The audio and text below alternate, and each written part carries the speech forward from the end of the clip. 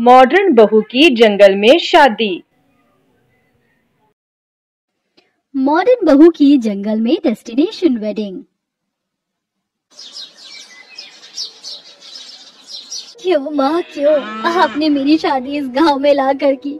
मेरे जितनी भी शादी के अरमान थे आपकी वजह से सारे अरमान मर गए। अरे बेटी, ये तो सौभाग्य की बात है कि तुम्हारी शादी गांव से हो रही है। देखो, शादी कहीं पर भी हो लेकिन अच्छे से होनी चाहिए, किसी को दुख तकलीफ नहीं होनी चाहिए। अरे माँ, आपको क्या लगता है मेरी शादी में भला किसी को क्या ही दुख तकलीफ होगी? कितने सारे अरमान थे मेरे अपनी शादी को लेकर। आपने तो एक बार भी नहीं सोचा मेरे बारे में। यहाँ गांव की शादी करके मुझे बहुत अफसोस हो रहा है। यहाँ का जरा नजारा तो देखो, कहीं गाय है तो कहीं गोबर और ये पुराना सा घर।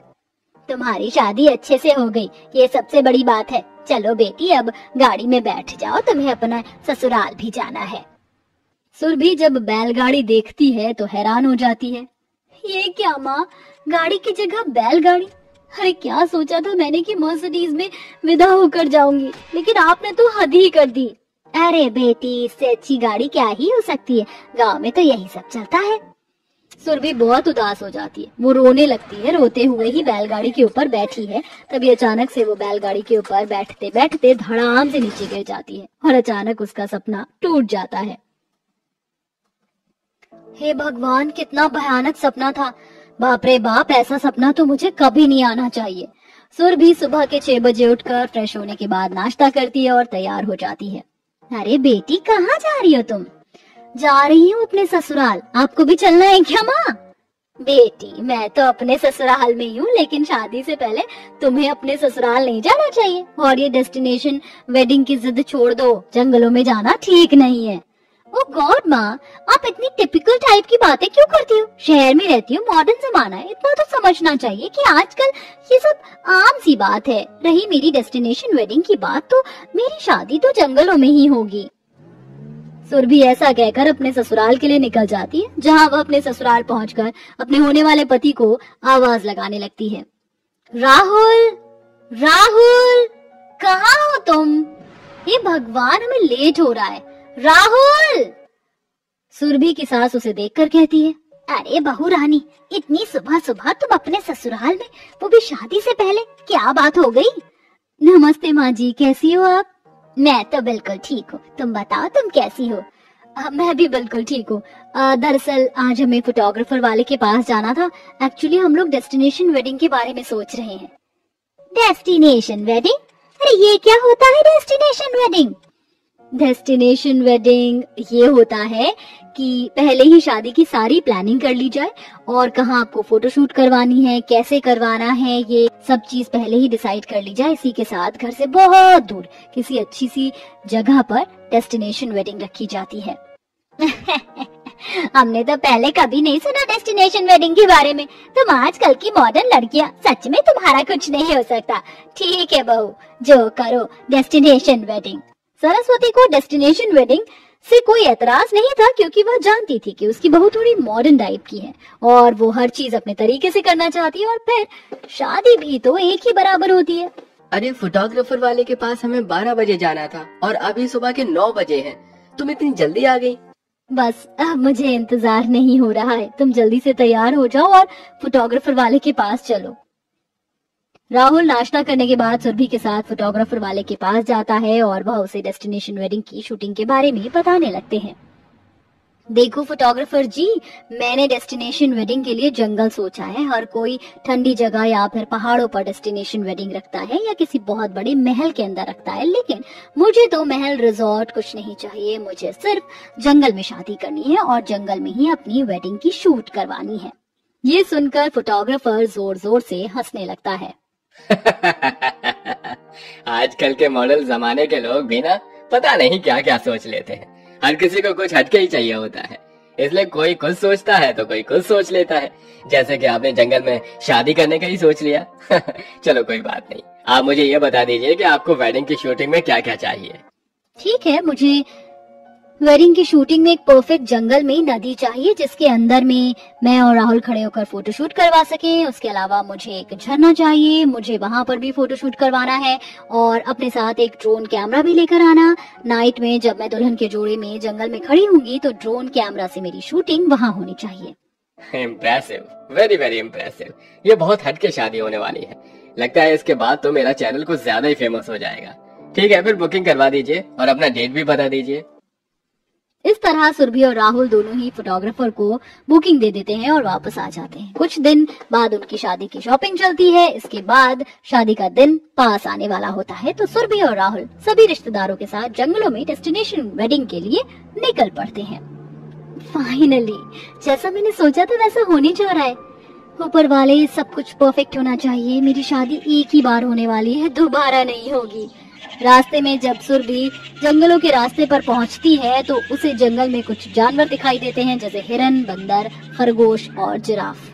माइंड ब्लोइंग, अभी तो शुरुआत है और इतना मजा आ रहा है। जब डेस्टिनेशन वेडिंग कंप्लीट होने लगेगी तो कितना मजा आएगा। और शादी वाले दिन कितना मजा आएगा जब मैं जंगलों के बीच में खड़ी होंगी और पूरे आसमान में तारे टिमटिमाएंगे। इस तरह सुरभि की खुशी का कोई ठिकाना नहीं होता।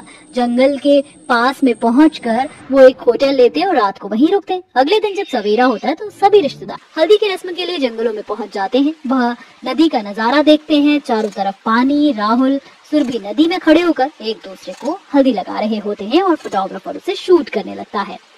यस मैडम, बस ये वाला एंगल परफेक्ट आ रहा है, आप थोड़ी देर हिलना मत। उसके इतना कहते ही वह फोटो और वीडियो क्रिएट कर लेता है। इसके बाद वह सभी रिश्तेदारों को नदी के अंदर जाने के लिए कहता है। सुरभि को हल्दी लगाने के लिए कहता है। ये नजारा भी बहुत खूबसूरत होता है। हल्दी की रस्म के बाद जब कैमरे में सुरभि अपनी हल्दी की रस्म देखती है तो वो बहुत खुश होती है। फैंटास्टिक फोटोग्राफर, आप तो बहुत कमाल के हो। आपने ये नजारा बहुत अच्छे से शूट किया। उसके बाद मेरी मेहंदी की रस्म होनी है। जैसे हल्दी की रस्म हुई है वैसे ही मेहंदी की भी होगी, क्योंकि जंगल में हर एक एंगल बहुत खूबसूरत आ रहा है। आपने डेस्टिनेशन वेडिंग बहुत अच्छी जगह चूज की है। अगले दिन वो सभी फिर से जंगल में इकट्ठे होते हैं एक बहुत बड़े झरने के पास जहाँ बहुत ऊंचाई से झरने का पानी गिर रहा होता है।